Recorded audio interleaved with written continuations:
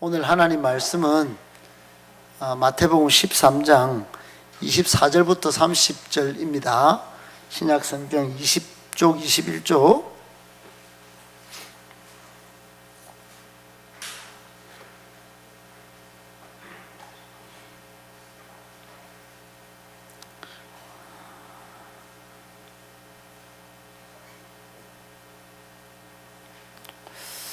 어, 24절부터 여러분이 먼저 읽고 그 다음에 제가 읽고 이렇게 읽어볼게요. 시작. 예수께서 그들 앞에 또 비유를 들어 이르시되 천국은 좋은 씨를 제밭에 뿌린 사람과 같으니 사람들이 잘 때에 그 원수가 와서 곡식 가운데 가라지를 덧뿌리고 갔더니 싹이 나고 결실할 때에 가라지도 보이거늘 좋아요. 집주인의 종들이 와서 말하되 주여 밭에 좋은 씨를 뿌리지 아니하였나이까? 그런데 가라지가 어디서 생겼나이까? 주인이 이르되 원수가 이렇게 하였구나. 종들이 말하되 그러면 우리가 가서 이것을 뽑기를 원하시나이까? 주인이 이르되 가만두라. 가라지를 뽑다가 곡식까지 뽑을까 염려하노라. 둘 다 추수 때까지 함께 자라게 두라. 추수 때 내가 추수꾼들에게 말하기를 가라지는 먼저 거두어 불사르게 단으로 묶고 곡식은 모아 내 곡간에 넣으라 하리라. 아멘. 오늘은 가라지가 섞인 교회. 시작. 여러분 일생에 아마 들어본 설교 가운데 오늘이 아마 결정적인 엄청난 압도적인 은혜와 충격이 있는 날이 될지도 모르겠습니다. 저도 이 가라지의 비유를 들으면서 마태복음을 성경을 항상 먼저 읽은 그런 경험이 있기 때문에 저는 전번에도 우리 저희 지점장이 되는 분이 제자도와 관련하여 시어머니와 며느리가 불화하고 가정이 불화하도록 하는 말씀 이해가 안 됐는데 그 이해하고 나니까 저를 도전하여 제자로 부르시는 하나님의 그 부르심을 제가 경험하고 이런 억울함과 박해가 있을 수 있구나, 이런 갈등과 충돌이 있을 수 있구나 하는 것을 깨달았는데, 따라합시다. 깨달았는데 교회 생활은 달랐어요. 교회 생활은 또 달랐다 이 말입니다. 가정에서 직장에서 느끼는 거하고 교회 생활에는 그냥 고속도로처럼 쫙 풀리느냐, 그게 또 아니었어요. 저는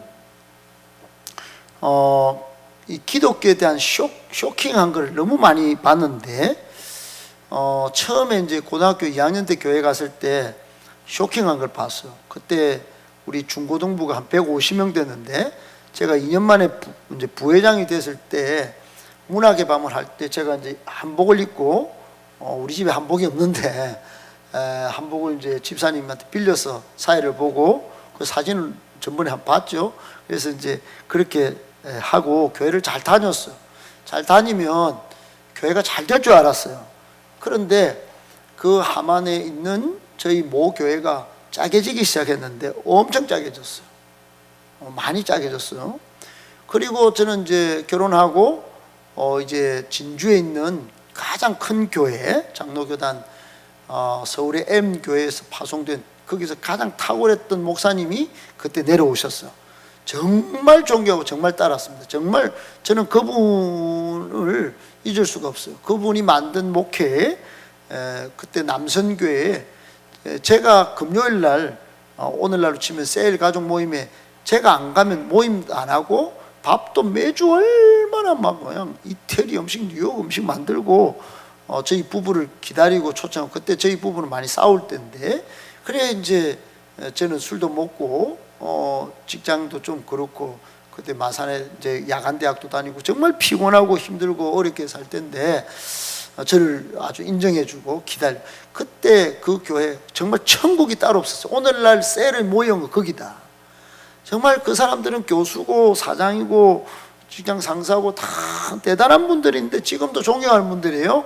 지금도 그분들이 뉴욕에, 부산에 또는 곳곳에서 최고 인류의 신앙을 거의 대부분 장로님, 권사님 다 돼서 존경받는 분들입니다. 그런데 그 교회를 마귀가 다 파괴시키더라고요. 제가 나간 지 한 2년 몇 개월 만에 교회가 반쪽은 찬양하고 반쪽은 말씀 듣고, 그리고 제 나갈 때 새로 오신 분 여기 다니지 마세요 하면서 막, 여러분 교회를 다니지 말라고 하는 그 마귀 새끼를 제가 봤어요, 직접. 여러분 이 교회는 안 된다라고 말하는 그 사람이 교회를 욕하는 걸로 나는 안 느꼈어요. 초신자인데도 이거는 하나님을 두려워하는 사람이 아니구나. 이런 종자가 어떻게 이 교회 다녔을까? 설상 사람이 싫어도요, 교회를 다니지 말라는 말을 새 가족에게 한다는 거, 그거는 마귀 새끼나 다름없는 거예요. 교회를 다니라고, 싸움이 나도 교회를 다니라고 이야기를 해야 정상이라고 순간 그 생각이 들었어요. 그리고는 마산에 왔어요. 마산이 가장 모교회, 경남에서 최고의 교회를 다녔어요. 근데 또 쇼킹한 거예요. 교회는 제가 남성교회 회장을 하고 구역장을 하고 또 교사를 하고 청소년부 교사를 하고 성가대를 하고 또 청년부장을 하고, 정말 30대 때 최고의 여러분 여기 30대가 있잖아요. 정부 나이 때 제가 정부 나이 1살 더 먹고 청년부장을 했다 이 말이에요.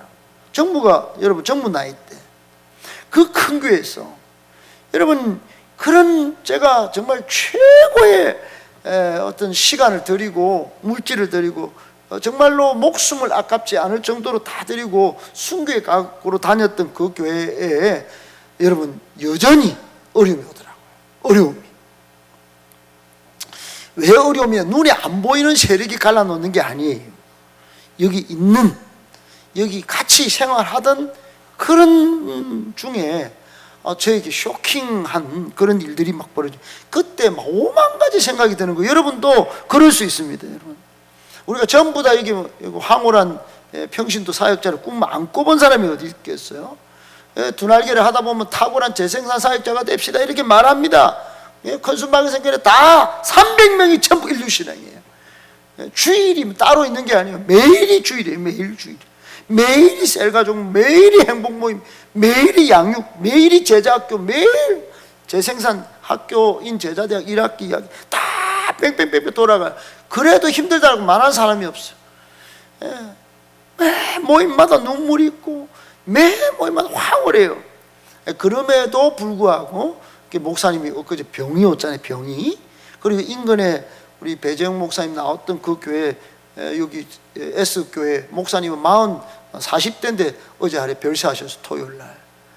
여러분 그 교회는 많은 아픔이 있고 많은 힘듦이 있었다는 이야기를 간접적으로 들었어요. 여러분 사람이 빨리 죽는 데는 이유가 있습니다. 그분의 잘못된 꼬갈로도 그런 정말로 이해할 수 없는 죽음을 맞닥뜨릴 수 있지만 수많은 스트레스와 수많은 압박들이 있을 것이라고 충분히 짐작을 합니다. 여러분 교회는 삶과 말씀이 일치하지 않는 자기가 기준이 되어서 사는 존재들이 있어요.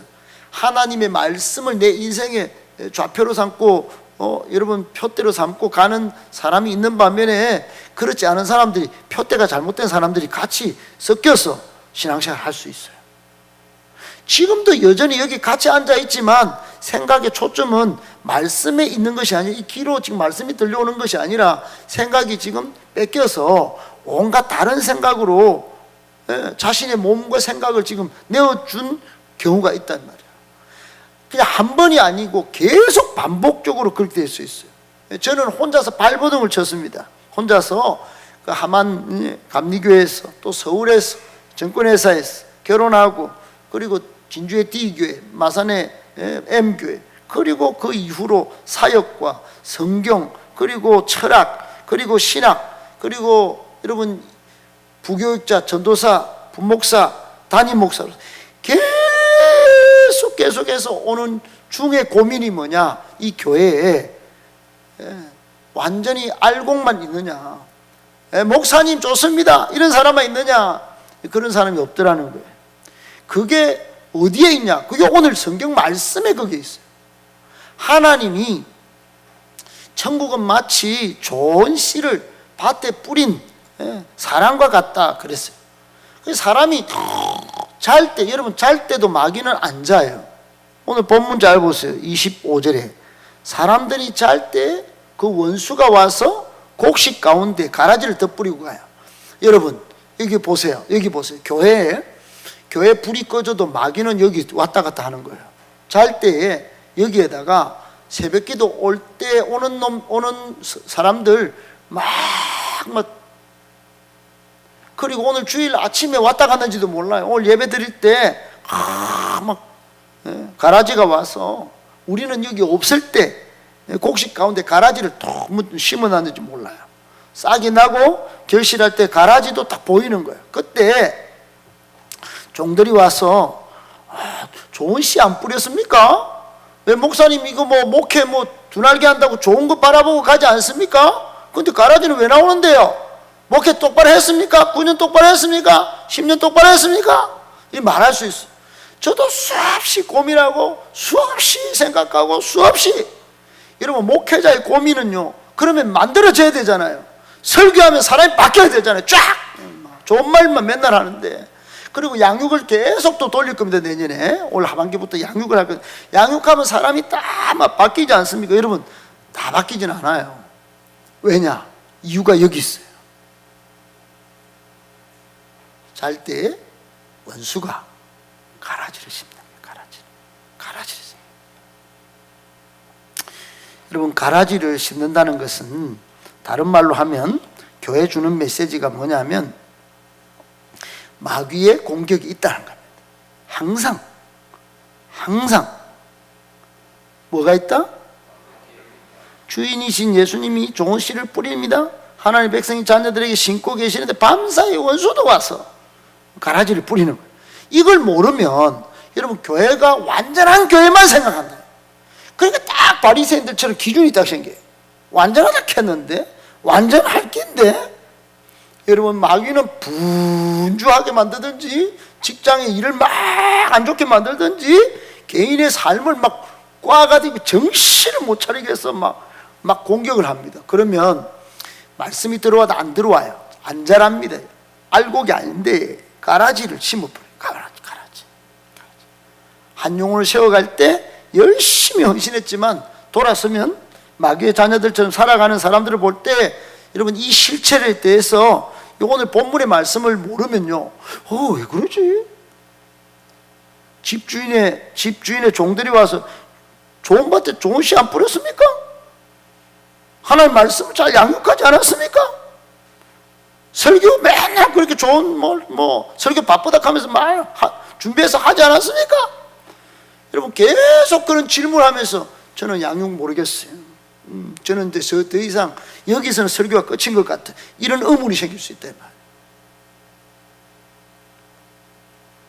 왜 이런 공격이 있지? 가라지가 왜 생기지? 주님께 순종했는데 왜 이런 어려움이 오지? 이런 마음이 들 때가 있다. 이때 기억할 게 밤새 원수가 가라지로 이렇게 심고 갔다. 원수의 공격이 있다. 이러면 해답이 있는 겁니다. 아멘이십니까? 꼭 그게 있다고 생각해요. 꼭 그게 있다. 이런 교회론을 모르니 여러분 교회에 계속 알고만 있을 거다 생각하고 실망해요. 나 죽겠어요. 이런 교회 꼭 다녀야 돼. 목사님은 맨날 좋은 것만 이야기하더니 여러분 그렇지 않아요. 가라지가 계속 있다. 왜 가라지가 생깁니까? 원수가 그렇게 해요. 원수가 여러분 주인이 뭐라고 합니까? 주인이 뭐라 해요? 29절에 뽑아볼까요? 이럴 때 뭐라 합니까? 원수가 이렇게 하였구나. 종들이 그럼 뽑아볼까요? 할 때 29절에 뭐라 해요? 가만두라. 가라지를 뽑다가 꼭지까지. 예수님도 염려를 합니다. 하나님도 염려를 해요. 하나님의 염려는 우리와 염려가 다릅니다. 우리는 염려하는 게 우리가 골병되는 문제 때문에 염려 안 할 것도 염려하는 거예요. 그런데 하나님은 사람 살리기 위해서 염려하는 거예요. 아멘? 교회가 교회 되기 위해서 하나님은 염려합니다. 하나님의 염려는 차원이 달라요. 여러분 우리는 우리 잘 되는가 내 바쁜가 내 힘든가 하는데 하나님은 교회 하나님의 교회 우리 백성들 성도들 가만두라는 거예요. 가만두라. 왜요? 왜 그럴까요? 알곡되게 만들면 마침내 승리하기 때문에. 그러니까 오늘 말씀의 포커스는 알곡입니다. 알곡. 가라지는 그냥 자꾸 원수 마귀가 자꾸 심어요. 자꾸 나온다. 자꾸. 교회마다 안 나오느냐? 나온다.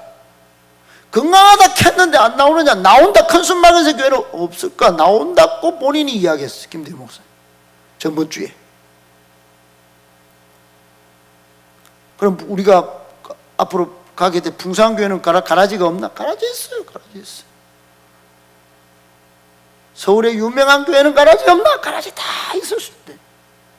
오늘날 우리 교회에 주시는 우리 주님의 메시지는 첫 번째는 마귀의 공격이 있다는 거고, 두 번째는 교회 안에 가라지 성도가 있다는 거예요.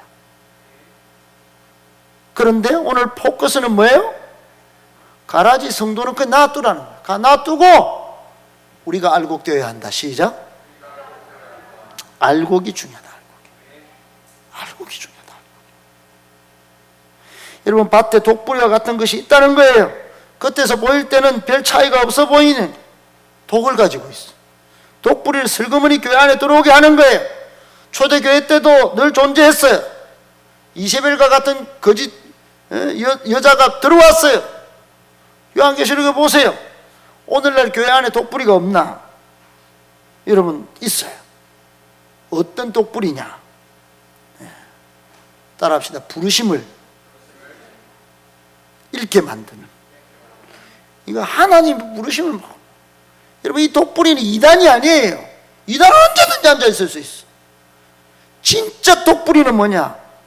우리가 교회로 하나님의 부르심을 향해 나아가는 걸 흐트러버린 거예요. 하나님의 부르심을 향하여 달려갑시다. 표대를 향하여. 내가 복음을 위하여. 제가 막 어제 여기 이게 뭐 붙여놓은 데 보니까, 수첩에 보니까 2004년도에 중국 선교를 가면서 내가 복음을 위하여 뭐 그렇게 적어놨더라고요. 20년 전에 내가 복음을 위하여 중국으로 타지키스탄으로 인도네시아로 막 갔던 그 부르심을 지금은 잃어버리고, 여러분, 모 교회는 선교를 못 나가야죠. 우리는 내년부터 선교 나가려고 그래요. 여러분, 부르심을 향하여 나가야 됩니다. 헌신해야 합니다. 그게 사명이에요. 예수님은 너희는 가서 모든 민족을 제자로 삼아 아버지와 아들과 성령 이름으로 세례를 풀고 내가 내게 분부한 모든 것을 가르쳐 지키게 해라. 지키게. 아멘. 그게 예수님의 지상대 사명이에요. 사명. 그 부르심이 뭐라카노 지금 바쁜데, 젊을 때 목사님은 금요일도 기도하라 하고 행복문도 하자고 양육도 받아라 하고, 지금 저는 됐어. 이만하면 잘 왔거든요. 내가 판단할 수 있어요. 우리 엄마 아빠 말 들으면 잘 내가 인생 풀릴 거예요. 여러분, 그게 아니에요. 우리는 엄마 아빠 따라 사는 존재가 아니에요. 그거는 창세기 하나님의 결혼 제도도 모르는, 창세기 3장을 넘어가지 못한 신자예요. 거기 보면 남자 여자는 딱 장성해지면, 따라합시다, 부모를 떠나라고 했어. 아직도 부모님 주시는 돈, 부모님이 뭐 계속해서 받쳐주는 어떤 정성, 그걸만 바라고 가면 아직 결혼할 자격이 안 됩니다. 예수님이 말씀하신 결혼제도는 떠나야 되는 거예요. 떠나서 하나님의 부르심을 향하여 여러분 달리고 하나님이 런하면 달려가야 되는 거예요. 아멘. 미안합니다. 시끄럽게 했어. 따라합시다. 교회다움, 성도다움을 잃어버리게 만드는 거. 여러분, 오늘 원수는 그렇게 하는 거예요. 교회 독버섯은, 독뿌리는 교회다움을 잃어버려. 교회 뭐 건물이 있는데 뭐 괜찮다. 이거 뭐 태인이도 왔는데 뭐 태인이 뭐 대충 왔다가 뭐 앉아있다 가면 안 되겠나? 안 됩니다. 태인이가 성도답게 자라도록 도와야 되는 것입니다. 아멘. 백송이가 막 정말 아름다움만 유지하는 것이 아니고, 백송이가 정말 천국의 백송이처럼 그리스도의 장성한 분량이 충만한 데까지 자라도록 해야, 성도다움을 유지할 수 있도록 해야 이게 여러분 가라지가 아니고 알곡이 되는 것입니다. 아멘. 우리 교회는 성령 충만하고 건강한 셀교회로 가야 교회 건강성을 유지하게 되는 거예요. 아멘. 2012년부터 2021년까지 무려 대한민국 교회는 200만 명이 확 줄어 있는 통계를 오전에 보셨잖아요. 여러분, 그 교회의 주인공이 누굴 것 같아요? 앞으로 지금까지 어른들요, 이제는 여러분입니다. 교회는 젊은이가 없어요. 여러분, 앞으로 200만 명이 주는데 원흉은 바로 우리가 될 것입니다. 우리가 노력 안 하면, 우리가 행복 모임 안 하면 더 줄 겁니다. 더. 그러니까 오늘 여러분, 가라지 비유의 핵심은 내가 알곡이 되어 성도다움을 회복하는 것입니다. 내가 알곡이 되어 성도다운 성도들이 모여서 교회다움을 이루는 것입니다. 성령 충만하고 건강한 초대교회 같은 셀교회를 만드는 것입니다. 하나님이 디자인하신 교회 말입니다. 예수님이 꿈꾸셨던 바로 그 교회 말입니다. 아멘. 은사 따라 막 사역하는 다이내믹한 역동적인 교회 말입니다. 아멘. 정말 한 영혼을 내 자신같이 여기며 땅끝까지 이르러 복음 전하는 마게도냐 프로젝트 교회를 여러분 우리가 만들어내야 되는 것이에요. 양육 잘 받아서 미래가 더 기대되는 교회, 정말로 하나님이 꿈꾸신 그 교회를 우리가 알곡이 되어서 만들어내야 되는 것인데, 그거를 잃어버리게 만드는 게 독버섯이, 독불이에요. 원수가 싹 가라지를 심고 그렇게 만들어버리는 거예요.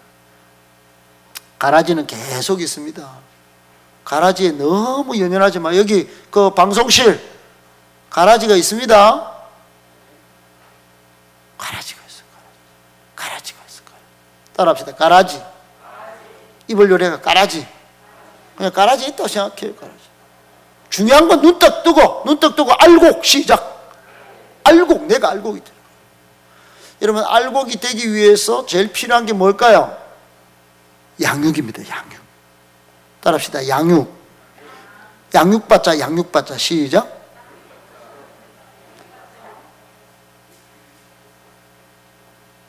주문이 어디 들어오면 뭐라고 합니까? 소리가 무슨 소리가 들립니까? 요즘 주문 들어오면 띵동, 또 띵동, 또 띵동. 우리는 띵동 하면 뭐가 돼요? 양육받자. 양육받자. 양육. 띵동. 양육받자. 할렐루야. 내가 알곡이 되기 위해서 띵동. 오늘 포커스는 알곡이에요. 포알. 따라서 포알. 오늘 포커스는 알곡이 알곡. 그래서 두날개를 물어보는 사람이 있는데, 두날개 저도 잘 몰라요. 그러나 두날개는 뭐냐? 제가 볼 때 행복모임 전도하고, 또 이게 발전해가 셀이 정말 건강한 셀이 되고, 아멘.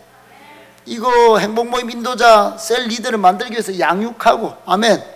제자학교 하면서 제자대학 1학기까지 셀 리더까지 세우고 재생산 사역자 세우고, 이게 두 날개가 이렇게 되는 거예요. 할렐루야. 또는 여러분, 성경을 보면서 말씀의 능력, 따라합시다. 말씀의 능력. 말씀의 능력으로 달리자. 그리고 기도와 성령의 능력. 시작. 그래, 말씀의 능력, 성령의 능력, 이걸로 두 개로 막, 이게 두 날개지 싶어요. 제가 들어보니까. 아멘. 그리고 축제 대예배, 이거는 축제. 오늘 예배가 진짜, 야, 정말 오늘 여러분, 주연이가 오늘 바빴어요. 어제부터. 맞죠? 석진이 바쁘나 안 바쁘나? 주연이 집에서 보기 힘들지? 맞죠? 우리 석진이가 참 주연이 사랑해 주니까 저렇게 살아있지. 그래, 찬양을 막 한다는데 은혜가 얼마나 있는지. 할렐루야. 근데 이 축제 예배, 소수지만은 막 저렇게 열정적으로 찬양을 하고, 막 명률이가 노래 잘 나는, 그냥 막 솔로로 부르고, 솔로 시켰어요. 드럼도 디딕 이렇게 쪽팔릴 것 같은데도 뭐 이렇게 하고, 뭐.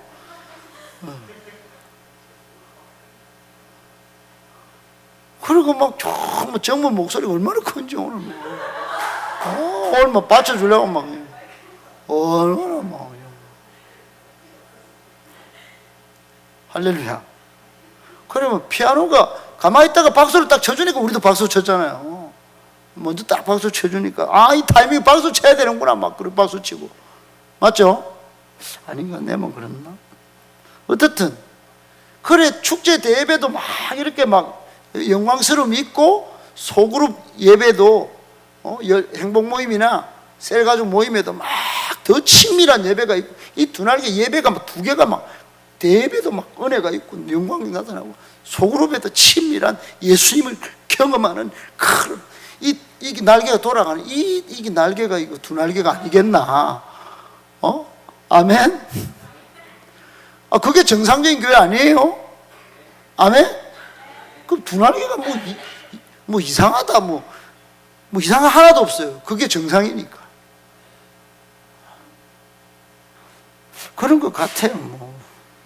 그래서 오늘은 건강한 알고 정말로 하나님이 꿈꾸시는 그런 건강한 교회를 향한 말씀을 고옥하는 목사님이 하신 거를 제가 어젯밤에 우리 이해녹 전사님 시켜서 편집을 4개나 했는데 그 중에 편집 3번본을 좀 보려고 하는데 조금 정신을 똑바로 차리고 제가 여러분 이 목사님은 한국에서 지금 분당 우리 교회 이찬수 목사님 오늘 설교에도 이분을 인용했어요.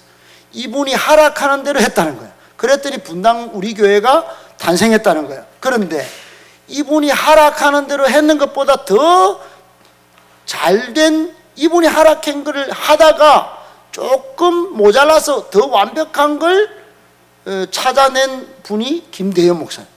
그러니까 그게 여기서는 칼인데 칼 양육 세미나인데 이것보다 더한 것이 나온 게 두 날개라는 거예요. 그래서 여러분 두 날개 프로세스를 나중에 우리가 경험하기 전에 이분이 말씀하시는 것을 잘 듣고 가라지가 섞인 교회에 나는 가라지에 주목하고 낙심하고 포기하고 자꾸 내 기준을 갖고 살아야 될 것인지 신앙생활 해야 될 것인지 교회생활 해야 될 것인지 의심을 탁 내려놓고 진짜 알곡으로 정말 내가 변화되는 계기가 되기를 축복합니다. 우리 교회가 진짜 알곡 교회가 되었으면 좋겠어요. 한번 봅시다.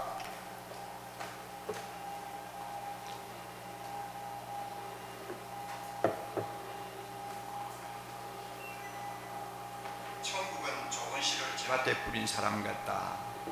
만들어야 될 중차대한 소리가 작아요. 여러분들과 이 말씀을 통해서 다시 한번 주님의 음성을 들었으면 좋겠습니다. 천국은 좋은 씨를 제밭에 뿌린 사람 같다 하는 말씀으로 시작하는 비유입니다. 이 말을 조금 바꾸면 하나님 나라의 사정은 마치 이러이러한 것과 같다 하는 말과 같고요. 좀 더 좁게 이야기를 한다면 지상교회는 내가 섬기는 교회는 사정이 이렇다 하고 말씀하는 내용입니다. 그러니까 주님께서 보시는 우리 지상에 있는 교회 어떤 면에서는 본질적인 면을 타치하고 있다고 우리가 말할 수 있습니다. 그러면 이 비유의 핵심이 무엇입니까?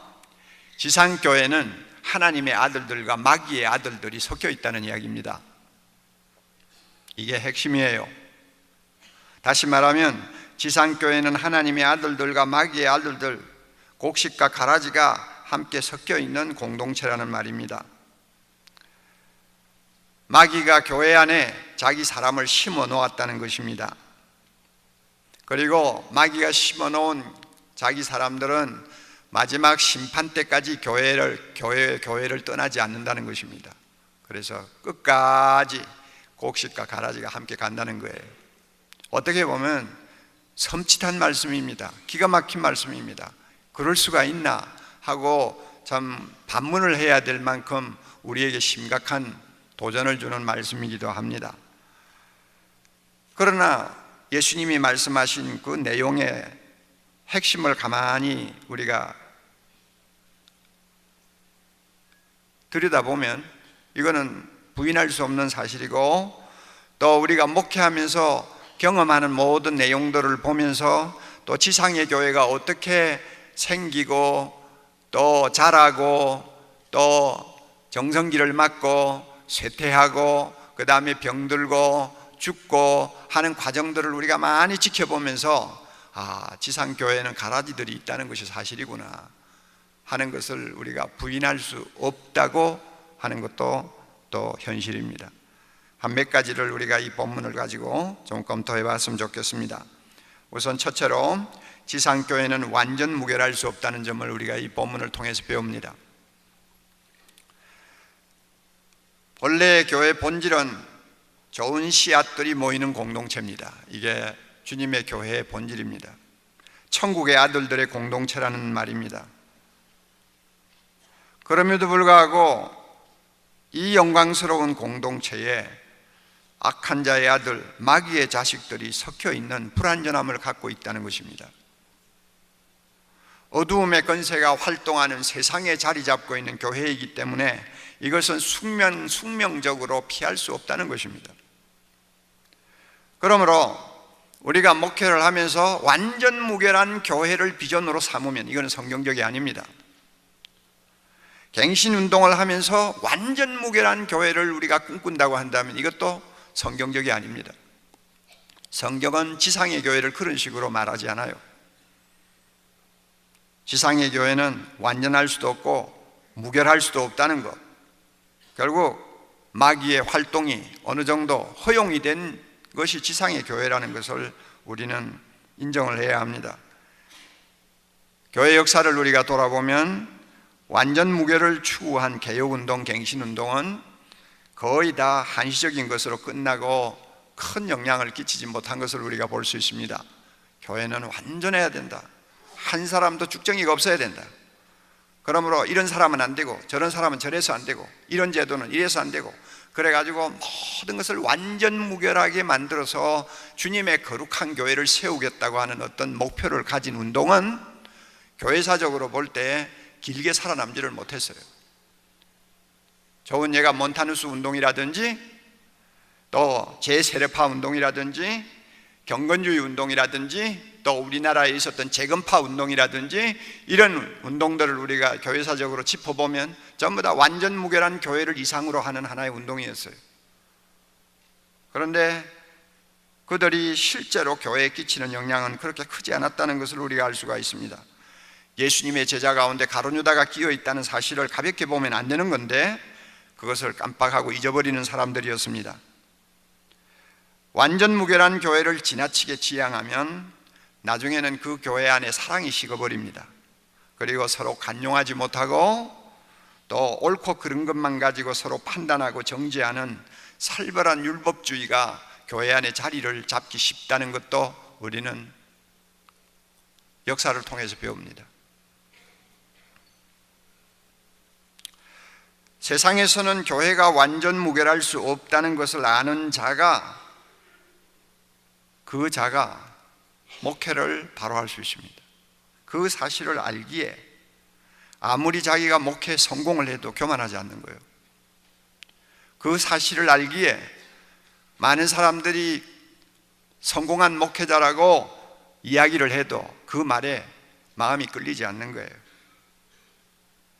왜냐하면 지상의 교회는 만족하다 할 만한 수준은 없어요. 그러므로 교만할 거리도 없어요. 점점 더 낮아져야 되는 것이 우리의 입장이고 겸손해져야 되는 것이 우리의 입장이에요. 사람들의 눈에 보기에는 완전 무결할지 모르지만 하나님이 보실 때는 가라지가 섞여 있는 교회예요. 그리고 그 가라지를 인해서 교회 안에 이런저런 어두운 구석들이 다 숨어 있는 것이 지상교회예요.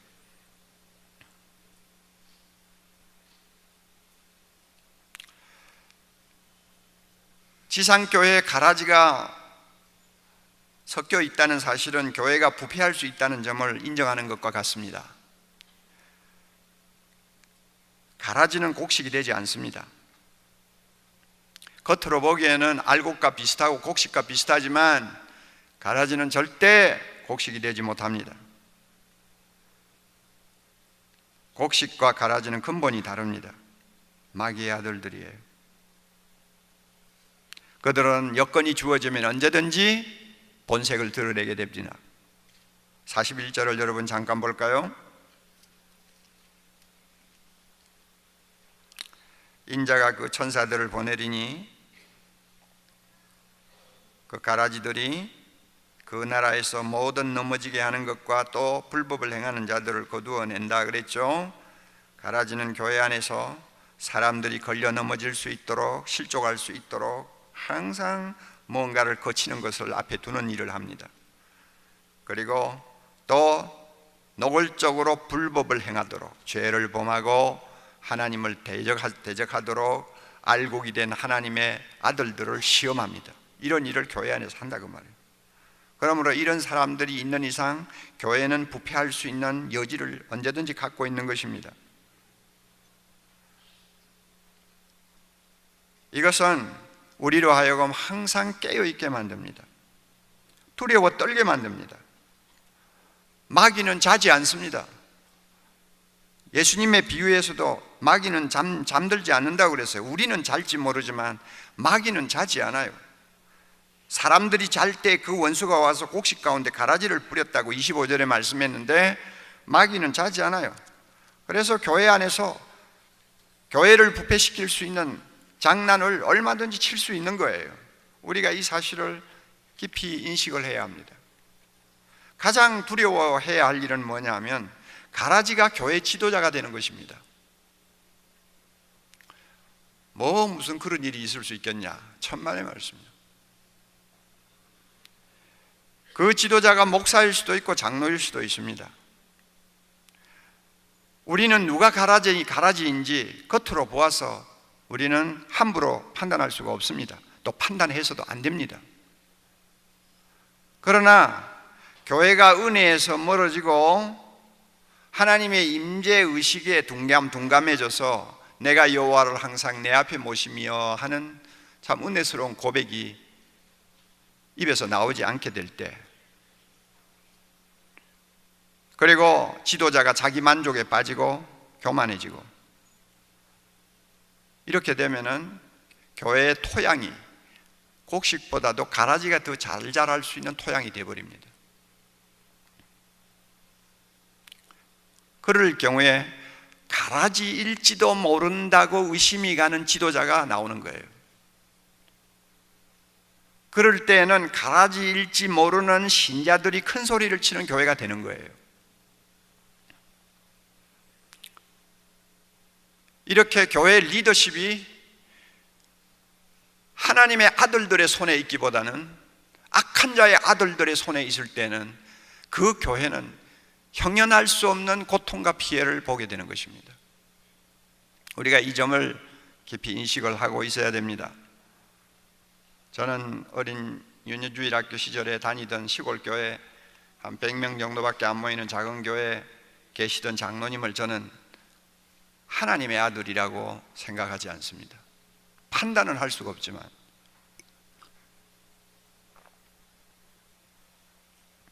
항상 목회자하고 파워게임을 하고, 목회자가 자기 손에 놀지 않으면 1년 만에 쫓아내기도 하고 2년 만에 쫓아내기도 하고, 그게 그저 하나의 자기의 즐기는 합의가 되어버린 장로. 나는 어릴 때 그런 사람을 보고 살았어요. 자기가 말하는 대로 쉽게 고분고분 나가라고 할 때 나가지 않으면 목사나 전도사를 집에다 끌어다 놓고 부부가 린치를 가하는 이런 장로 부부. 나는 그 사람의 신앙 고백이 어떠하든 간에 그런 사람은 곡식이라고 나는 생각하지 않습니다. 남은 함부로 판단할 수가 없지만 이것은 영적인 문제요, 구원과 관계되는 문제이기 때문에 함부로 입을 열어서는 안 되겠지만, 그러나 어느 정도 보면 가라지일지도 모른다고 하는 의심을 자아내게 하는 지도자들이 교회 안에 일어날 수가 있는 것입니다. 이것은 정말 비극입니다. 우리 교회는 명색이 제자훈련을 하면서 평신도를 잘 훈련시키는 데 좀 힘을 쓴다고 하는 교회로 알려져 있는데, 그렇게 제자훈련 받고 안수집사가 되고, 그런데도 6년 동안 헌금 책임을 맡아서 일을 하면서, 어제 김경호 목사님도 뭐 비슷한 이야기 했지만 그렇게 슬금슬금 호주머니에다 집어넣는 줄 누가 알았어요? 양심이 없는 거예요. 하나님을 두려워하는 마음이 전혀 없는 거예요. 이게 마귀 새끼들의 행태거든요. 은밀히 보시는 하나님을 의식하는 사람은 절대 그러지를 못해요. 서로 한두 번 실수를 하더라도 회개하고 돌아서지 그 일을 1년이고 2년이고 3년이고 계속할 수는 없는 거예요. 하나님의 씨가 그 안에 있는 사람은 죄를 범할 수가 없나니 요한일서의 말씀처럼 죄에 빠졌더라 하더라도 그 속에서 머물 수는 없는 거예요. 그런데 우리 교회 안수 집사는 자원해가지고 헌금 당번하고, 그 헌금 이원이 참 힘들거든요. 뭐 헌금 액수가 적은 교회에서는 크게 문제가 안 됩니다만은, 여러분 지금 우리 교회 같이 450억 정도 되는 예산이라고 한번 생각해 보세요. 일주일이면 얼마나 되는지. 그걸 갖다 전부 계산한다면 여러분 이건 중노동입니다. 그러니까 특별히 가슴이 뜨거운 열심을 가진 사람들이 큰 돈다발에서 나오는 그 먼지를 뒤집어 쓰고 마스크를 하고 앉아서 그런 헌금 헌금 계산을 하지, 그 아무나 하고 싶다고 해서 하는 거 아니거든요. 그러니까 그 일을 하겠다고 하니까 얼마나 감사합니까? 그러니까 맡긴 거죠. 그런데 뭐 꼬리가 길면 잡힌다고 결국 나중에는 잡혔죠. 얼마를 해먹었는지도 알 수가 없어요. 나중에 뭐 조그마한 빌딩을 샀다는 이야기도 들려요.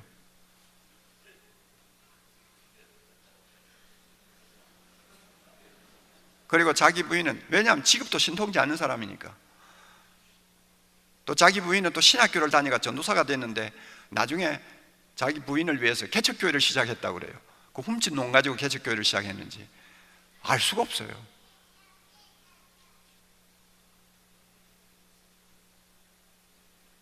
그런 참 기막힌 사람들을 보면서 저 사람은 신앙 고백을 바로 하니까 하나님의 자녀라고 그렇게 나는 쉽게 인정하고 싶지를 않아요.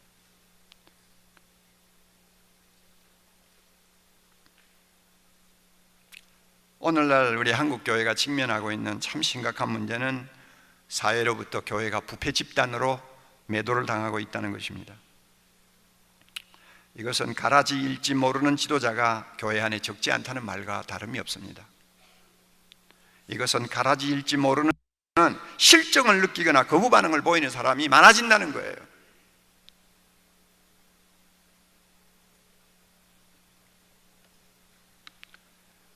이런 교회의 어떤 약한 부분을 우리가 알고 있기 때문에 끊임없이 갱신해야 된다는 거예요.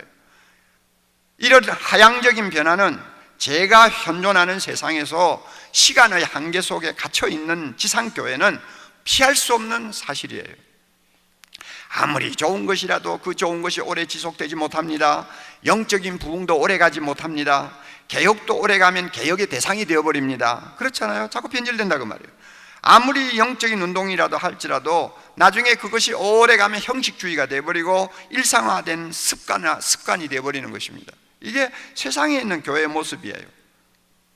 이런 이유로 그리스도는 자유롭고 신선한 반면에 기독교는 형식적이고 죽은, 다시 말해서 더 나쁜 것이 될 수 있는 거예요. 그래서 미국의 어떤 사람이 티셔츠에 이런 말을 새겨가지고 입고 다녔다고 합니다. 예수님, 당신의 추종자들로부터 나를 구원해 주소서. 그러니까 예수 믿는다는 사람들 때문에 못 살겠다 그거야. 당신은 좋은데, 당신은 좋은데 교회 때문에 나는 머리가 아프다 그 말이에요. 나를 구원해 주소서. 우리가 이런 문제의식을 마음속에 항상 깊이 가지고 목회하고 이런 의식을 갖고 교회를 보아야 됩니다. 세 번째로 우리가 생각할 문제가 있습니다. 가라지가 힘을 쓰지 못하는 교회를 만들기 위해서는 제자 훈련을 반드시 해야 된다는 거예요. 저는 12년이나 되도록 교경협을 대표하고 있었지만은 여러분들 집회에 공식적으로 제자 훈련에 관한 이야기를 한 일은 거의 없어요.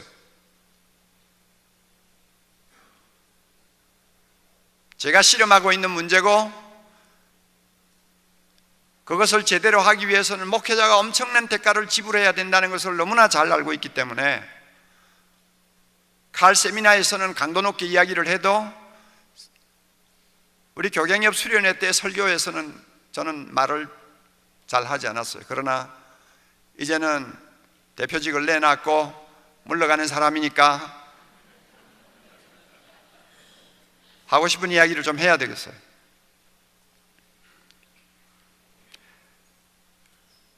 제자를 만들라고 명령하신 분은 죽음을 이기고 부활하셔서 하늘과 땅의 권세를 가지신 예수 그리스도입니다.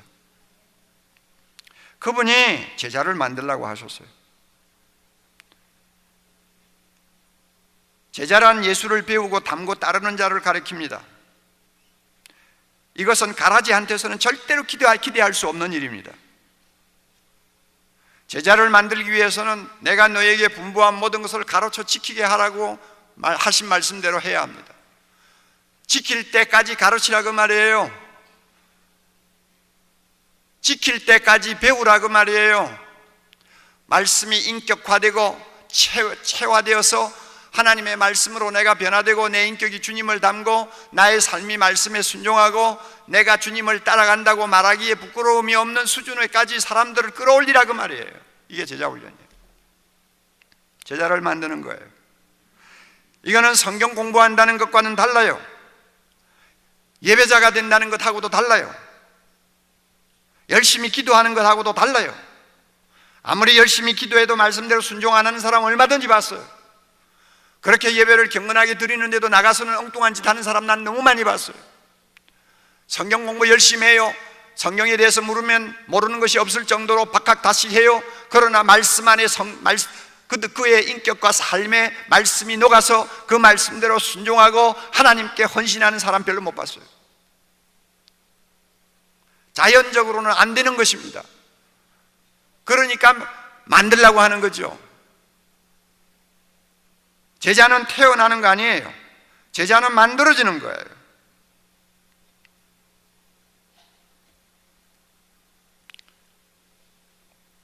제자 훈련은 가라지를 알곡으로 만들지는 못해요. 가라지를 바꾸지는 못해요. 그러나 제자 훈련은 하나님의 아들들인 곡식을 강건하게 세워서 교회 안에서 가라지가 함부로 행포를 못하도록 견제작용을 할 수는 있어요. 좋은 토양을 만들게 하는 데는 제자 훈련만큼 확실한 방법이 없어요. 주님도 그것을 우리에게 지시하신 것입니다. 여러분, 교회 안에 있는 악한 자의 아들들을 묶어두는 방법이 뭐냐고 여러분이 누가 질문한다면 뭐라고 대답하겠어요? 교회 안에 악한 자의 아들들이 있어요. 가라지들이 있어요.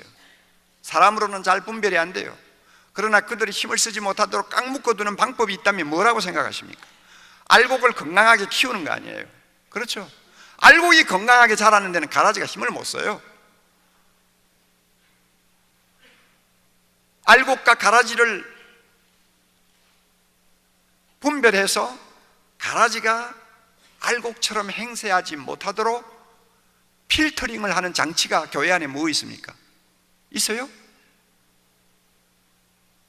가라지가 예배에 더 충실하게 출석합니다. 여러분, 자기 가슴 속에 자기 마음에 음흉한 계산을 갖고 있기 때문에 교회 안에서는 가장 충성되고 목사에게 순종자라고 또 모든 면에서 모범이 되는 것처럼 행세합니다. 그런데 이런 가라지를 여러분이 구별해서 견제하고 교회 안에서 어떤 역할을 할 수 없도록 필터링을 하는 장치가 뭐냐고 말이에요. 저는 목회하면서 그 필터링이 가능한 방법은 제자훈련밖에 없다고 저는 알고 있습니다. 그래서 저는 지금까지 제가 목회하면서 제가 골병 들지 않으려고 제자훈련에 더 심혈을 기울였는지 모릅니다. 사람 잘못 만나고 잘못된 사람에게 걸리면 목회자는 정말 살아남지 못해요. 저같이 마음이 약하고 몸도 건강하지 못한 사람은 싸움꾼 만나면 저는 도무지 견디지를 못해요. 그러므로 이런 사람들이 교회 안에서 자리를 잡지 못하도록 다 장치를 해야 되는데 그게 뭐냐면 제자훈련이라고 말해요. 왜냐하면 가라지는 제자훈련 안 받아요. 또 제자훈련 받아도 절대 곡식은 안 돼요.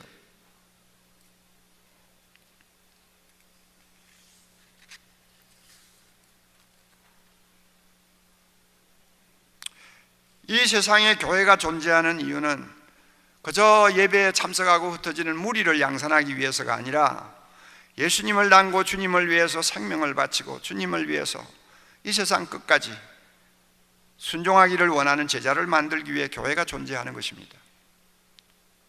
C.S. 루이스의 말을 여러분 여러 군데서 들으셨겠지만 다시 인용합니다. 그분이 쓴 미어 크리스티 에너티를 보면, 순전한 기독교를 보면 이런 말을 해요. 교회는 사람들을 그리스도께 이끌어 작은 그리스도를 만들기 위해서 존재한다. 지상교회가 왜 존재하느냐? 사람들을 예수님 앞으로 인도해서 그 한 사람 한 사람을 작은 예수, 세상 사람들이 볼 때 저기 예수가 걸어간다 하는 말을 할 수 있는 작은 그리스도를 만들기 위해서 교회가 존재한다, 그 말이에요. 이게 교회의 존재의 목적이라고는 단언합니다. C.S. 루이스가 이만큼 이야기를 하는 것을 보고 제가 얼마나 힘을 얻었는지 몰라요. 여러분, 현대 많은 기독교 저서들 가운데서 C.S. 루이스만큼 많이 인용되는 사람은 없습니다.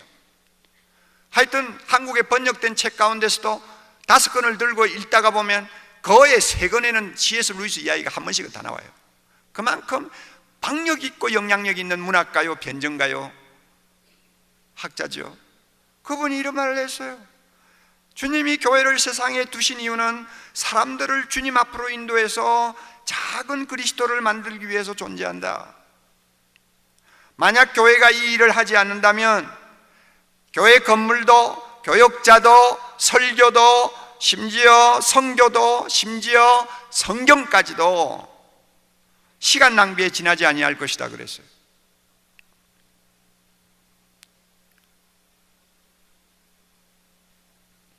그러면 작은 그리스도를 만드는데 왜 훈련이라는 말이 꼭 필요한가? 왜 훈련을 시켜야 된다고 그러는가?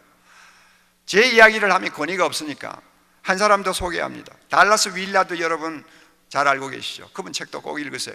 달라스 윌라드 이런 말을 했어요.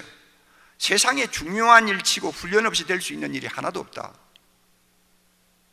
중요한 일치고 훈련 안 하고 되는 일이 있냐? 그 말이에요. 그리스도와 함께하는 영적인 삶도 훈련 없이는 안 된다. 다시 말해서 훈련 없이는 삶의 만족감과 품위와 질을 전혀 얻을 수가 없다. 그럼에도 불구하고 그의 모든 교회를 보면 교회 안에서 일어나는 그의 모든 불상사가 왜 일어나느냐? 그 불상사를 일으키는 대부분의 사람들이 근본적으로 훈련이 되어 있지 않기 때문에 문제를 일으키는 것이다.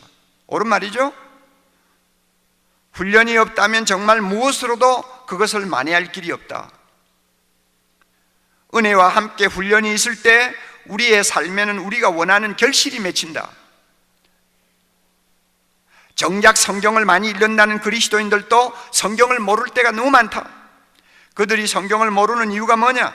성경을 정말 현실에 대한 하나님의 말씀으로 받아들여서 자신의 삶을 변화시키고 개발시킬 수 있는 능력의 말씀으로 읽지 않고 받아들이지 않기 때문이다. 왜 그런 현상이 일어나느냐? 훈련이 안 돼 있기 때문에 그렇다 그랬어요. 저는 이 말에 전적으로 공감해요.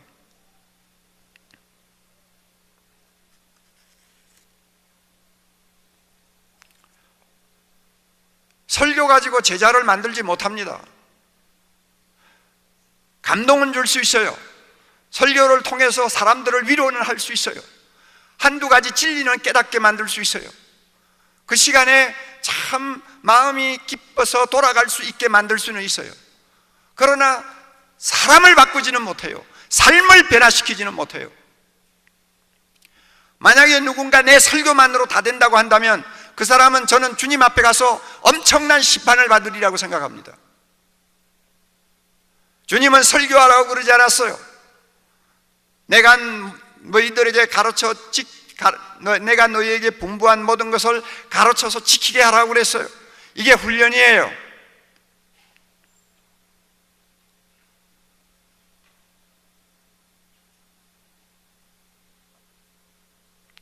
우리 후배 목사님들을 놓고 제가 좀 따끔하게 한마디 하고 싶어요. 제자 훈련 못하는 이유가 다 있어요. 또 그것을 안 해도 된다는 합리적인 생각도 어떤 때는 옳은 것이 있어요. 그러나 저는 이렇게는 말하고 싶어요. 제자 훈련 안 하고 목회하는 분들 참 간이 크다고 저는 늘 생각해요. 가라지가 섞여 있는 지상교회입니다. 부패할 가능성이 얼마든지 있는 지상교회입니다. 수시로 갱신되지 아니하면 살아남지 못하는 것이 지상교회입니다. 이런 교회가 교회다옵기 위해서 주님이 제자를 만들라고 하셨는데 그것을 거기에다가 목숨을 걸지 못하는 목회를 한다. 저는 굉장히 용감하다고 생각을 합니다.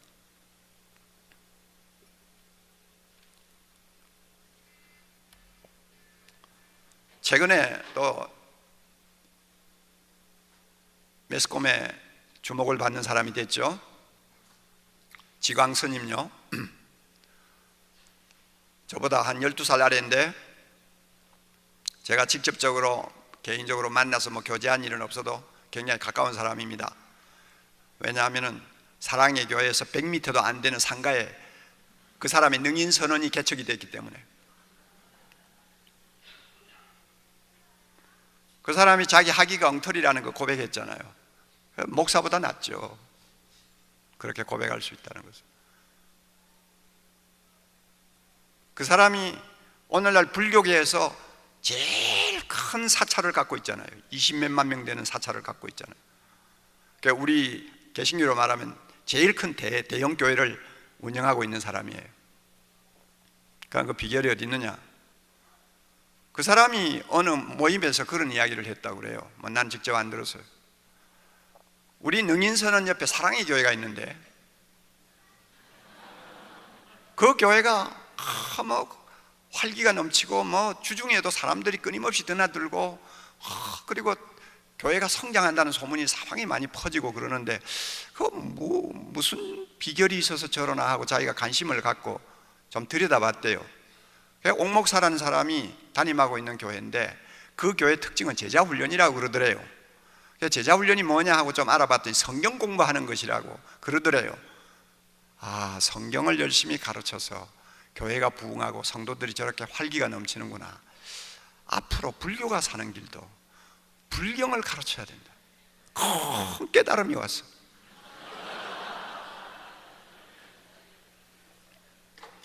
큰 깨달음을 얻었어. 나 이거 기가 막히는 이야기. 그래가지고 사랑의 교회 벤치마킹 해가지고 드디어 불교 대학을 오픈한 거예요. 그래 내가 보니까 하루가 아니라 한 번씩 보면 하여튼 부인들이 말이죠. 보살들이 입고 다니는 바지 같은 거 입고요. 이만한 바인다 여러분, 이 바인다 저 있잖아요. 그 바인다를 끼고 막 끊임없이 그 상가를 드나들면서 막 사람들이 끊어지지 않아요. 저 별난 사찰도 다 있다. 내가 생각했는데 나중에 보니 그게 불교대학이에요. 그래가지고 그 사찰이 부흥을 했어요. 그래서 지금 저 구룡산 산 밑에 자리를 옮겨가지고 큰 절을 지었잖아요. 그 앞을 지나가다 보면요 불교대학 버스가 10대 20대가 서 있어요. 그래서 내가 말이죠, 날마다 이렇게 손만 비비면 되는 줄 알던 무식한 불교 신자들에게 불경을 좀 가르쳐 놓으니까 그냥 얼굴이 달라지고 사람이 변하는 것 같아요. 그러니까 그렇게 부흥을 하죠. 거기는 성령도 안 계세요. 하나님 말씀도 없어요. 그런데도 역사가 일어난다고. 그래서 내가 제자 훈련을 열심히 하는 것은 불교 부흥시키기 위해서 열심히 하나? 교회를 부흥시키기 위해서 내가 제자 훈련을 하는데 목사들은 주목을 안 하고 중이 주목을 해가지고 불교를 부흥시키는데 기여를 했다. 이거는 내가 양심상 가책을 받아도 보통 받을 일이 아닌 거예요. 안 그래요 여러분?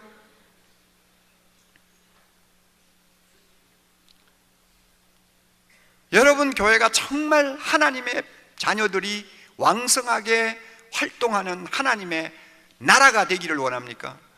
주님 말씀대로 하세요. 만들어야 돼요. 훈련시켜야 돼요. 그저 되는 거 아니에요.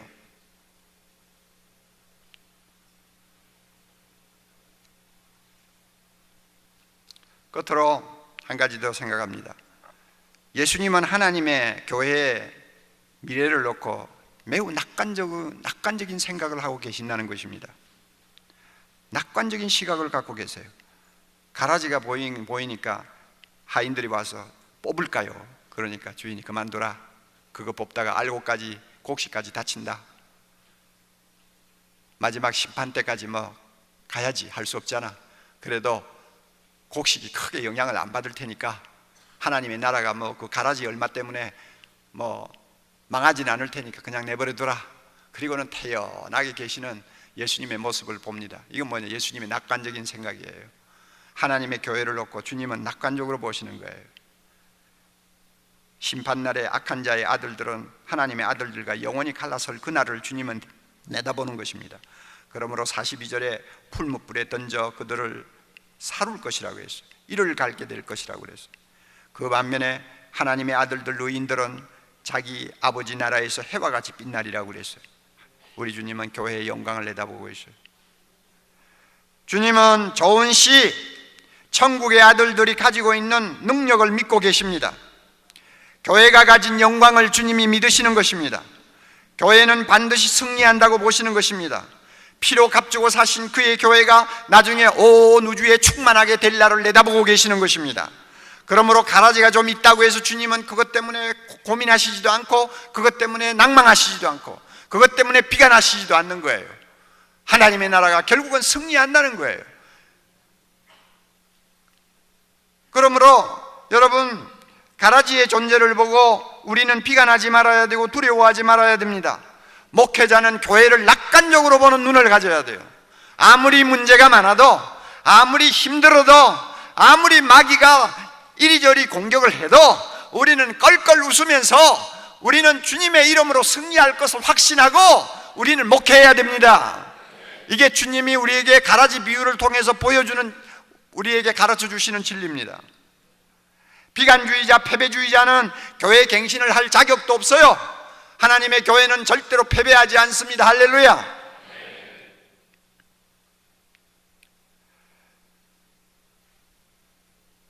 제가 함께 사역하던 최홍준 목사님을 7년 동안 사역하고 나서 부산, 지금 호산나 교회라고 그러나요? 호산나 교회로 보낼 때는 나름대로 하나님의 교회를 보는 낙관적인 나의 생각이 있었기 때문에 보낸 거예요. 그때 교회 형편은 정말로 최악이었습니다. 바닥을 몇 번 친 교회예요. 기성교회로서 완전히 생명력이 떠난 교회의 아주 샘플이었어요. 목사가 들어가면은 나중에 뼈도 못 추릴 것이라는 말을 할 만한 모든 조건을 다 갖춘 교회예요. 그럼에도 가감하게 가라고 그랬어요.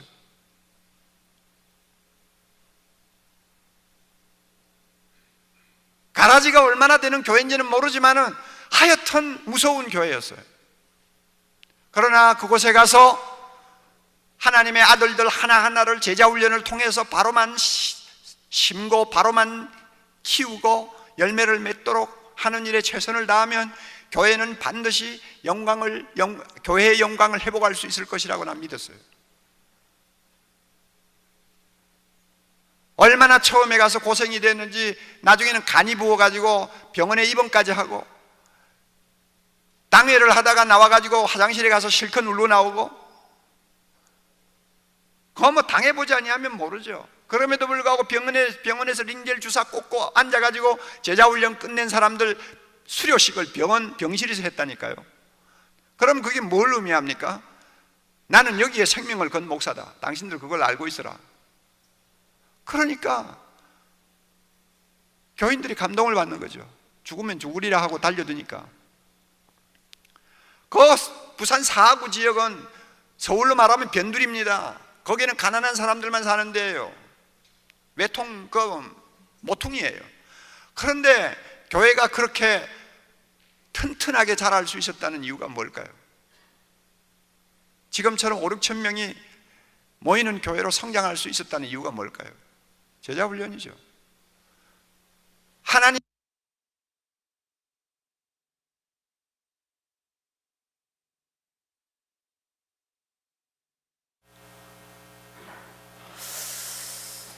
저는 우리 장로님이 큰순 맑은생 교회와 또 인연을 맺고 두 날개의 프로세스를 이렇게 할 수 있도록 마음을 맞춰준 거 지금도 기적이라고 생각합니다. 감사하고요. 그러나 아직 제자 훈련에 제자도 아직 못 나갔습니다. 미안하지만 행복 모임도 제대로 행복 모임 한다고 생각 안 합니다. 제대로 하려면 아직 몇 퍼센트도 못 갔어요. 그래서 좀 더 지지해 주시고 응원해 주시고 기다려 주시고 그래 주시면 참 좋겠고, 우리 젊은 친구들은 내년 2년은 군대 갔다 온다 생각하고 제 입대를 생각하시면 참 좋겠다 생각해요. 여러분은 2년이겠지만 저는 목숨을 걸 것 같아요. 목숨을 걸었습니다. 진짜로 저는 목숨을 걸었어요.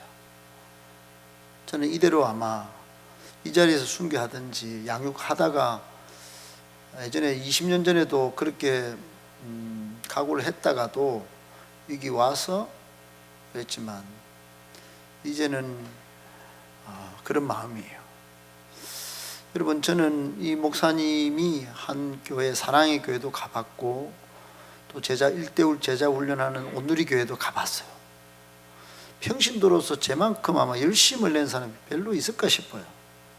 그리고 호산나 교회는 주구장창 갔습니다. 주구장창. 거기에 성령 기도회도 갔고, 지금 저와 철학을 같이 했던 목사님이 이제 유진소 목사님이 호산나 교회를 맡았어요. 호산나 교회에서 대학부 간사를 했던 분이 우리 여기 김동수 목사가 그때 만나가지고 제 꿈을 향해서 같이 하다가 지금 또 떨어졌죠. 아마도 제가 제자 훈련을 제대로 했더라면 많은 제자들이 여기 왔을 거라고 생각하는데, 제가 아마 미적미적하고 제가 머뭇머뭇하고 제가 제대로 못 가서 아마 많이 떨어졌을 거라고 생각해요. 그리고는 이 영상 보고 많이 울었어요. 부끄럽고 많은 조롱을 들었습니다. 최근에도 목사님한테 대들면서, 목사님은 무슨 그리 교회 낙관적입니까? 이래 가면 안 됩니다. 기대할 게 없습니다. 목사님은 뻥쟁입니다. 내가 잘 될 거다, 조금만 기다려줘. 그리고 내년에 양육 제자대학 하면, 제자 훈련하면 나도 바뀔 거야. 나도 바뀔 거야. 안 기다려 줍니다, 여러분. 여러분, 오늘 영상을 어떻게 보고 가라지 비유를 어떻게 들으셨는지, 저기 제가 정확히는 모르지만 몇 가지는 꼭 생각해야 합니다. 몇 가지는. 여기 앞으로도 가라지가 있을 겁니다. 그러나 여러분, 가라지에 주목하지 마시고 여러분이 가라지가 생길 토양을 만들지 않는 진정한 알곡 신자가 되기를 축복합니다. 그러려면 제자 훈련 양육 받아야 돼요. 앞으로 계속 양육 훈련이 이제 여러분에게 붙여질 겁니다. 그러면 바로 오라고는 못 하겠어요. 바로 오는 게 꺼려지는 사람도 있습니다. 그러면 천천히 오면 됩니다. 근데 안 하겠다는 마음을 품으면 안 됩니다.